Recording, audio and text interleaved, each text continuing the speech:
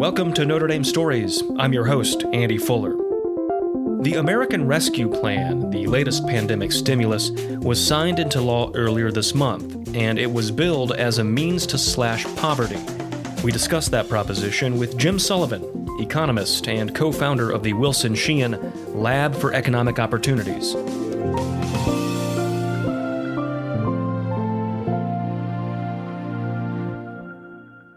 Hey, Jim, how are you? I'm doing well, thanks. And you? Doing great. I actually just got back from receiving my COVID vaccine shot, so we are doing well today. You had to wait till they put it under 40, huh? I did. Congrats. They're moving quick. I just got mine. I'm a little over a week into it. Okay. Into my first shot, and it's already been life-changing just in terms of, being able to see the light at the end of the tunnel. Exactly. Just the mental thing, right, is a big... Hope. Well, before we dive in, I should tell you, you are the first repeat guest on this podcast. Wow. There's no trophy or any monetary reward that goes with that, but I do appreciate the time. Oh, happy to do it. We appreciate it.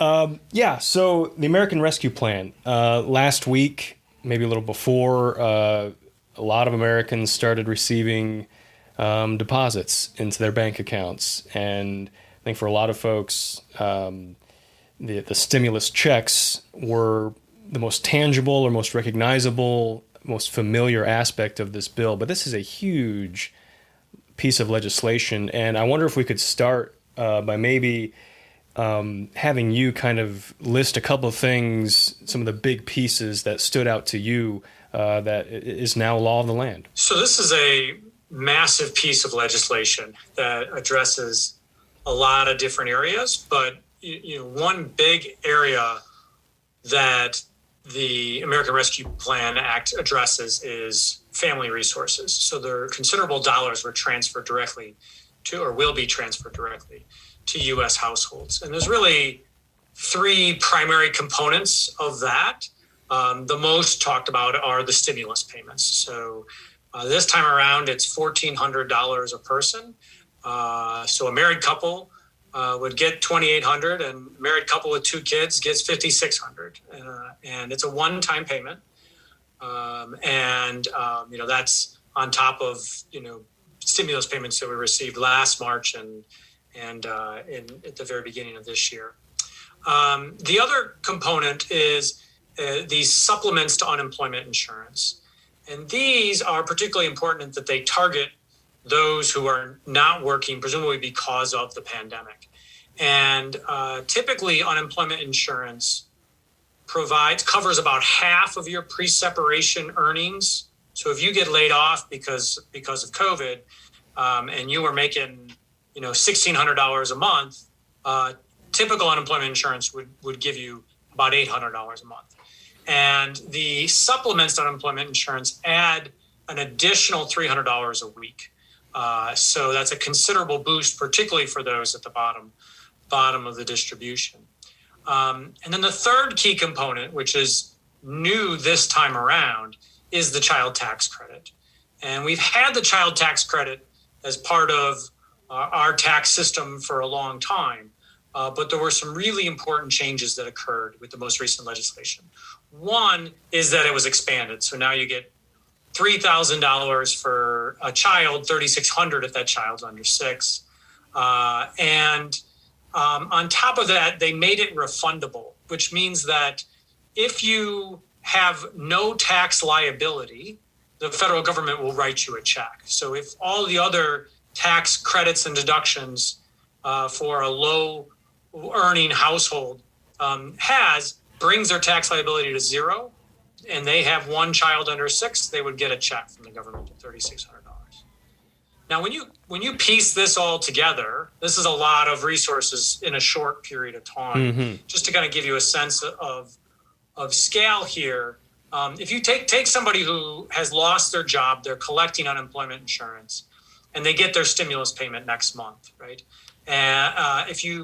But they don't yet get the child tax credit. So because those aren't coming until a little bit later, that person, just in terms of government transfers, would get about $7,700 in the month of April, which alone puts them at 3.5 times the poverty line for that month. Now, to be clear, that's temporary, but that's right. but for that month.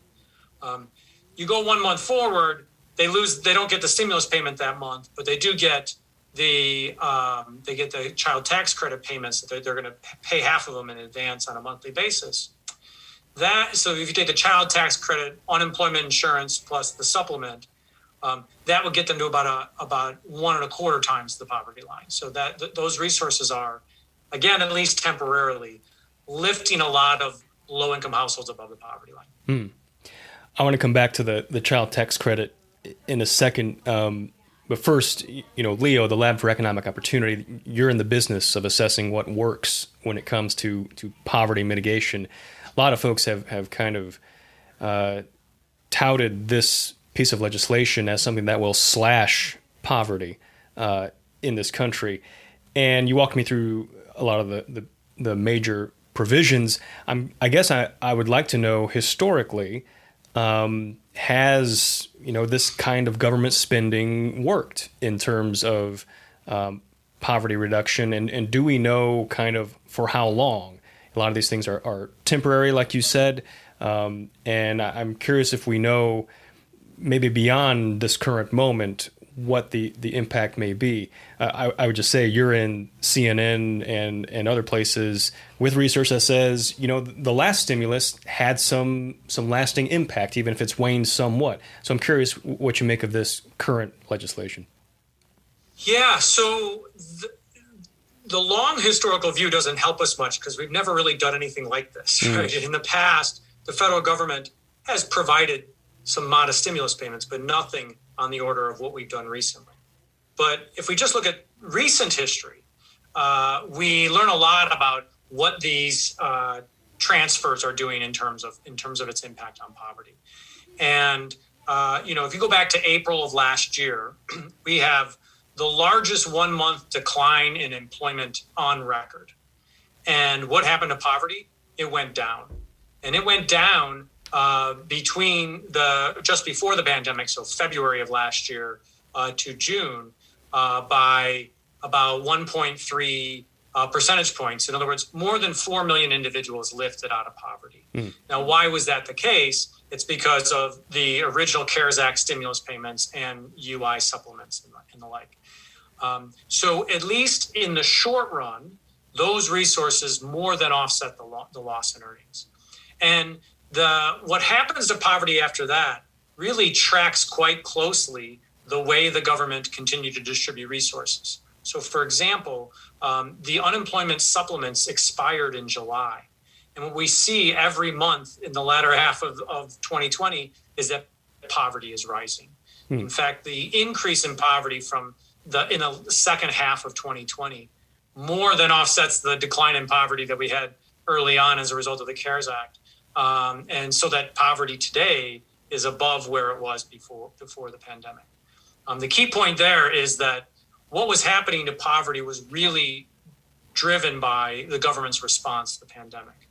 Now, you asked a really important point about what's the long-term impact here. And that emphasizes the important point that these are short-term injections of resources. And as a result, they're only going to have a temporary fleeting effect on poverty. And there's two ways to have a more permanent effect on poverty. One is to see a full recovery of the U.S. labor market. So we can see if we see unemployment rates get back down to where they were in January of 2020, and we're still far from that. And those hit hardest by the pandemic, which disproportionately are low wage earning workers. Then we will start to see more stability in the poverty rate and hopefully see it decline. The other would be for the government resources and transfers to be more permanent. And so there's been some discussion around that in terms of things like the child tax credit. Right now, everything in the American Rescue Plan Act is essentially temporary, right? So the unemployment insurance supplements are going to expire. The stimulus payments were one time, and the child tax credit expansions are not permanent. And so you would need to see those extended in order for that kind of allocation of resources to have a permanent effect on poverty. The child tax credit it's interesting how they structured that. The monthly payments portion of that, I believe, starting in July of this year, strikes me as something just totally new for this country. I'm curious if we've seen this in other parts of the world. I think I heard there are some European nations that do this, and what, if anything, we can derive from the experience there. You're right. In fact, most Western European countries have some form of what they call a universal child benefit. And that is akin to, we heard a lot about universal basic income from Andrew Yang's campaign back in 2020. A child benefit would just focus the basic income to families with children to try to really target the resources towards children. We can learn a lot from what's happened in European countries. And, the first, which almost happens by construction, is that poverty falls for families with children. The UK, for example, they've reined in theirs a little bit, but they saw a dramatic decline in child poverty. Child poverty was cut in half between 1999 and 2009. As a result of a child benefit that they had implemented there. Across several European countries, we see that this has an important effect on reducing poverty. And we also learn, even from studies in the United States, where we've allocated income to low-income families, that these have other positive effects. So we know, for example, that increases in income at the bottom of the distribution result in better health outcomes for children, better test scores, higher educational attainment. There's lots of potential benefits that result from that. And there are some important drawbacks, though, and it's worth noting that they're expensive, right? We're talking about committing a lot of permanent resources to the bottom or to reallocating dollars to the bottom of the income distribution. And the other thing is that there are relevant concerns about the impact that guaranteeing some income could have on engagement with the labor market. And so much of the research we're seeing come out recently that suggests that it may not disincentivize work that much. So, for example, if you look at Canada has a program that initially was given out about $100 a month, and they showed that it had little negative effect on employment. And we recently, the city of Stockton did a universal basic income experiment, and the evidence coming out of that experiment suggests that's $500 a month, and suggested that the negative effects on employment were not all that noticeable. But there are still important concerns based on other research about if we were to give larger income guarantees, like the current child tax credit, if that would have an impact on work, or if over a longer period of time, there might be some work disincentives. This starts to get into the realm of the political reality that something like this takes on. But in your mind, we have these payments July through December, and then we have kind of next year's taxes. You get the rest of the child tax credit. What do you think economists might need to see, or folks who study this might need to see, to make something like the universal child benefit more permanent?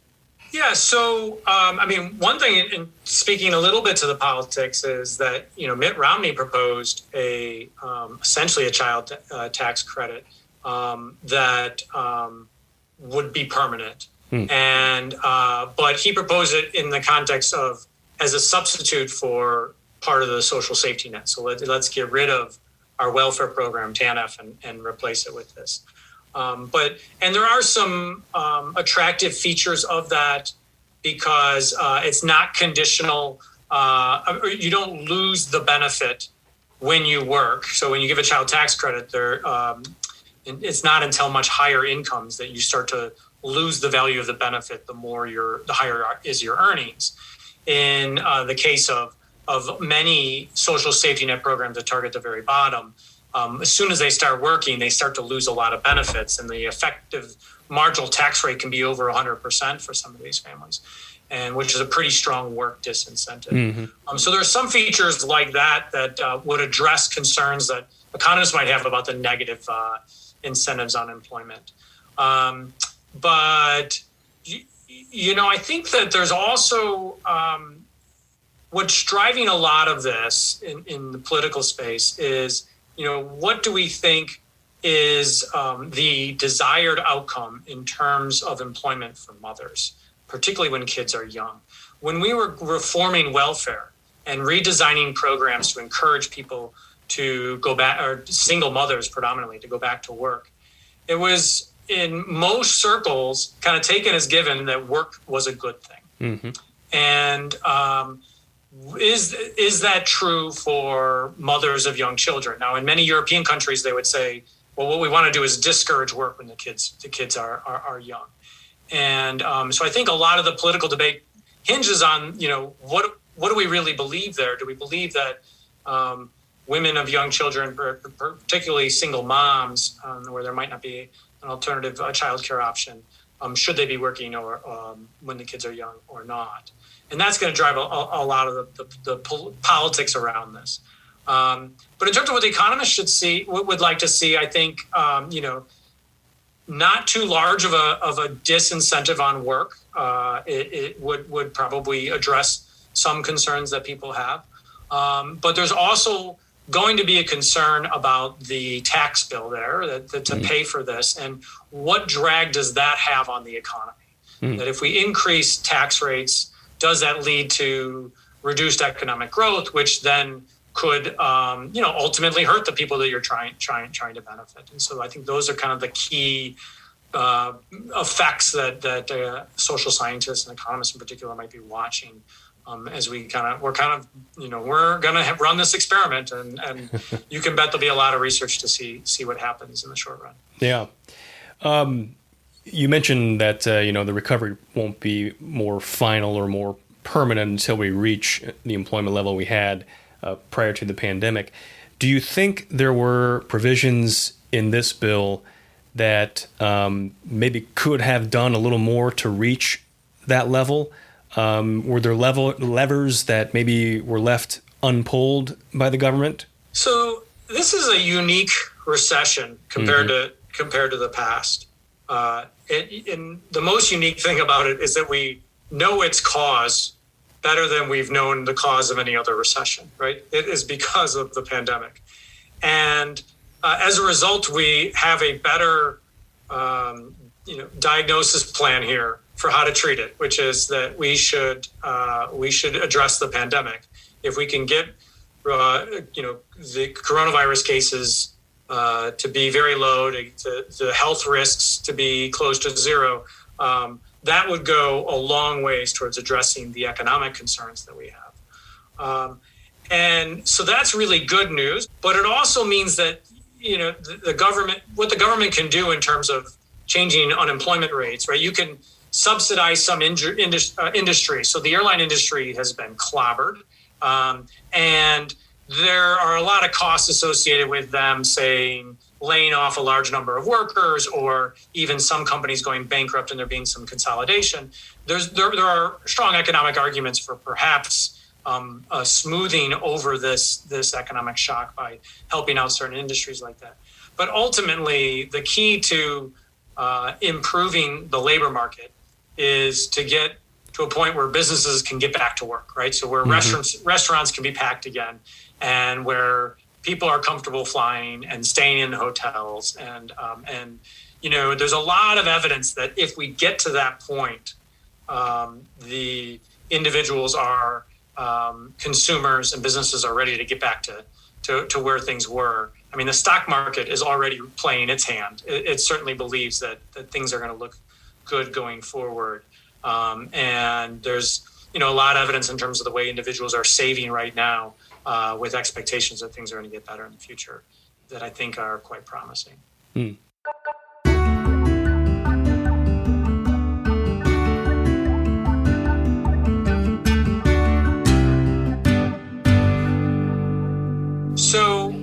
an important point to note about fighting poverty through stimulus payments or even a permanent child tax credit is that it almost reduces poverty by definition. You give households income, their income goes up, and some households are going to be lifted over the poverty line. But it doesn't do anything to address why are their incomes low in the first place. And if your goal is to have a sustained impact on the economic well-being of those at the bottom of the distribution, it's going to be critically important to ask that question. Why are households who struggle to make ends meet having those struggles? And so there's a lot of work that Leo is doing to study different kinds of interventions that try to do just that, to try to address the obstacles that are preventing individuals and families from reaching self-sufficiency. And, one of the kind of key takeaways from all this, important lesson learned, is that poverty is complicated, that no two individuals or families in poverty are facing the same issues. And as a result, a cookie cutter approach is not likely to solve those kinds of problems. For one family, it's a health shock. It's a child that's disabled, whatever it might be. For another, it's, their job for 20 years just got offshored and they no longer have marketable skills. And so in each of those cases, it calls for a remedy that addresses the specific obstacles that they face. Mm-hmm. And so what we're seeing emerge are interventions that do just that. They might collectively be called comprehensive case management programs. So individuals who are struggling to make ends meet they'll meet with a case manager who will work with them to identify what those obstacles are, and then work with them to come up with a plan for how we're going to address those obstacles. And then they serve as a coach and mentor through their journey out of poverty by helping them. If it's, need to go get a certification so that my skills are marketable in today's labor market, I'm going to help you do that. In the meantime, how are we going to cover childcare and the issue that you have one of your children is disabled? So trying to address all of those problems and challenges at once to help move individuals to self-sufficiency. And what Leo has been doing is working with several different organizations at evaluating the impacts of these programs. And we're starting to see really promising evidence on outcomes like employment and earnings in the future. And, it's not just at Leo. There's actually studies all across the country in different contexts where we're starting to see this evidence emerge. And I think it's an important complement to what's being done at the federal level to think about ways that we can try to have a more permanent impact on those who are living below the poverty line. Yeah, so these big, broad strokes that the government paints with are fine, but to really have a long-lasting impact, being there on the ground and helping families is crucial. That's right. And, we see it time and time again. A good example is, a ticket out of poverty would be to get a community college degree for many adults who don't have any college experience. It turns out that until recently, we've seen significant rises in enrollment rates in community college, but most students who enroll in community college never finish their degree. And so the will is there. The interest in trying to invest in skills to increase your earnings is there. But life gets in the way. Students drop out because they have transportation problems, or they have to take care of a child or a sick parent. And these kinds of events end up making it really difficult to kind of follow through on these lofty goals of trying to acquire more skills. And so these kinds of interventions can really help in terms of ushering individuals through this process that can be pretty complicated. Yeah. Jim Sullivan, thank you very much. Yeah, Andy, good to talk to you. It was fun. Anytime. I look forward to the third time we're on the show.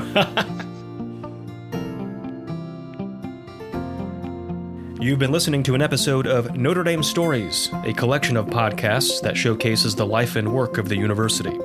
Our shows are produced by the Office of Public Affairs and Communications. I'm your host, Andy Fuller. Our music is by Alex Mansour.